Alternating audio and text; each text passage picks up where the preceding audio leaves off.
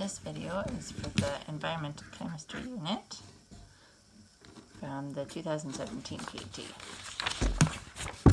Okay, first question here is a graphing one. So it's having you look at the sulfur dioxide levels and a date here. Okay, so we've got January, July, so winter, summer, winter, summer. So the information in the graph says that what is happening to the sulfur dioxide levels, is it increase in the summer? No, it went down in July. Okay, so not that one. So decrease throughout 1997. Well, yeah, but then as we get closer to the winter, it starts going up again, right? Because December would be like here. So not that one. Consistently increased from 1997 to 1999. Not consistently increased because it was up and down. Was it highest in the winter of 1998? Probably, because the other ones are wrong. So let's check. Yep, 1998 it was the highest. So 21, D.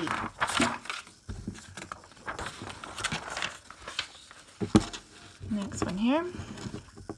Which of the so you can look at the graph or the information first or the question first. I mix it up sometimes.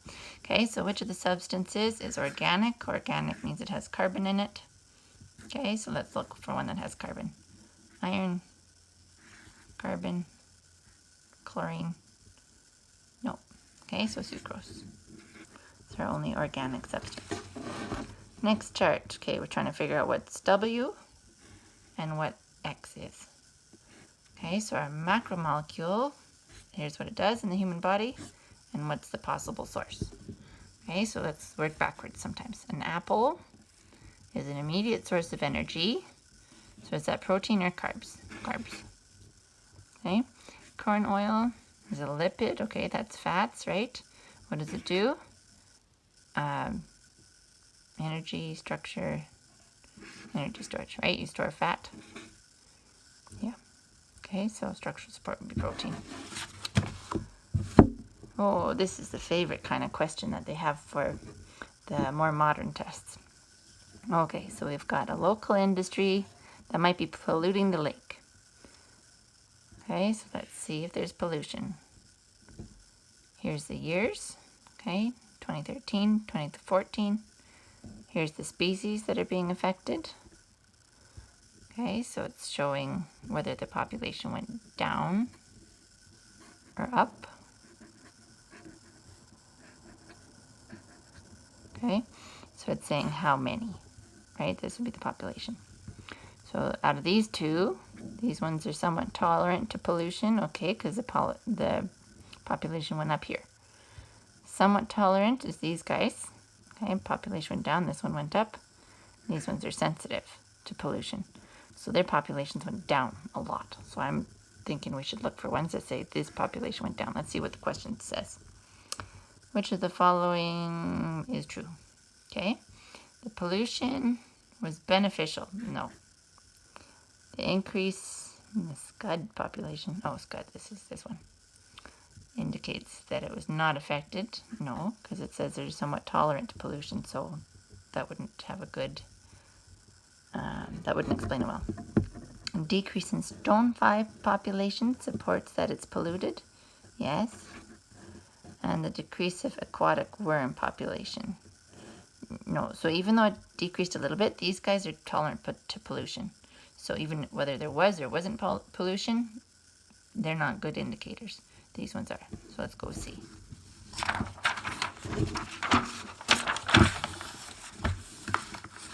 And 25, which one contributes the most to algae growth?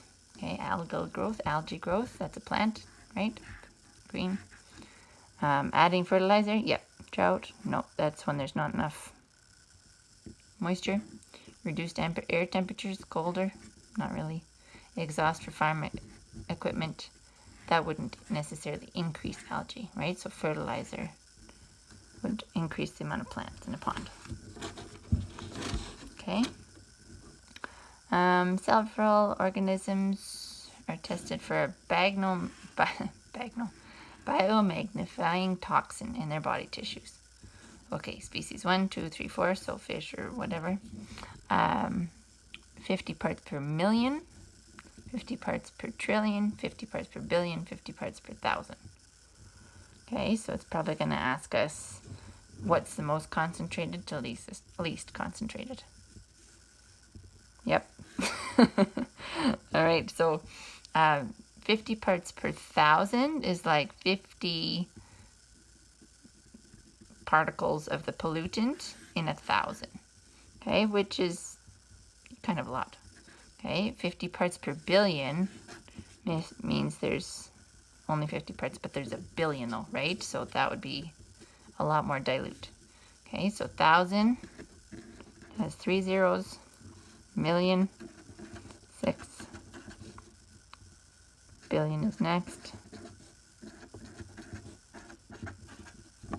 and trillion is more zeros.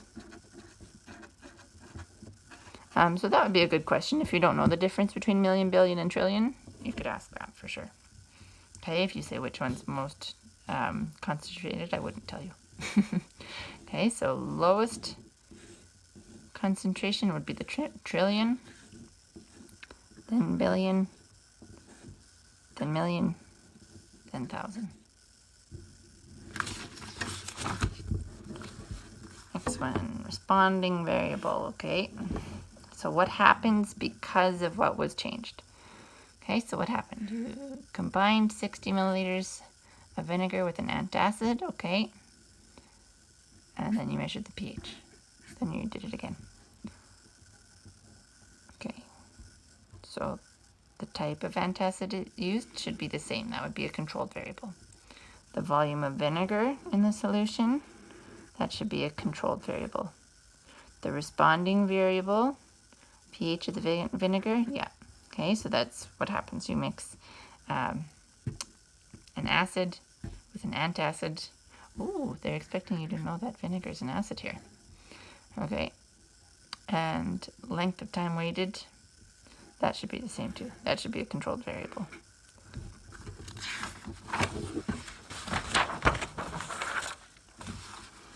Okay, let's take a look. pH here. Okay, they usually put the graph the other way, but pH here is, right, it's usually on the bottom. So low pH would be our acids, high pH would be our bases. So let's see which one's wrong. Tomato juice is less basic, so more acidic, than vinegar. Tomato juice is less basic than vinegar. No, it's more basic than vinegar. Lye is the most basic. True. Apple juice is less acidic than lemon juice. Apple juice is less acidic than lemon juice. That's true. Human blood is more acidic than ammonia. Human blood is more acidic than ammonia. Yes, because it's closer to the bottom here. Okay, so this is kind of mean though, saying less basic, just say more acidic. Okay, next one. Based on the graph, we have a volume of solution X to neutralize solution Y. So basically, how did we get to pH of 7? Ooh, really got to read our graph carefully. So we got 10, 20, 24, and 44 as our choices. Okay, so 10, is it neutral? No, it's like 11. Still very basic. 20, on its way, but we're still pretty basic here, in between 10 and 11. 24, yep, that's going to be our magic answer. And 44 milliliters would be about here, so it's very acidic at that point. Okay, next one. Which one is greatest significance to a waterbird ecologist? Okay, so if you care about waterbirds, what do you care about when we're talking about substances released into the wetlands? Okay, what's the LD50? So what's the lethal dose of that substance? Okay, to kill half the population. How porous is the soil? Okay, so is it going to sink into the dirt? Okay, but we're talking a wetland here. Will the odor affect the residents? That's interesting, but if you care about the birds, you don't care about the residents. Which directions will the winds carry the substance? Okay, that'd be that kind of matters if they're flying, but we're mostly talking about the water. Okay, so maybe not as much that one. Nope. I'd go with that one personally.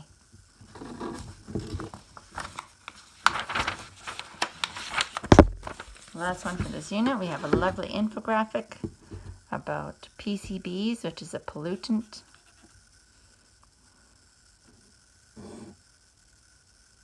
Okay. So what would we put as a title for this infographic? It looks like we have some dumps, radioactive storage going to the water, disgusting, air, soil, plants, animals, people, fish, zooplankton, phytoplankton, water. Okay, so this is a food chain thing. So what are we asking here? How do PCBs form? No, it doesn't tell us how they're formed. How do they move through an ecosystem? Maybe they end up in the landfill, which ends up in the water. What impact do they have? No, it doesn't say what happens. And what are the various ways PCBs are stored? No. Okay. All right, done. Electricity time.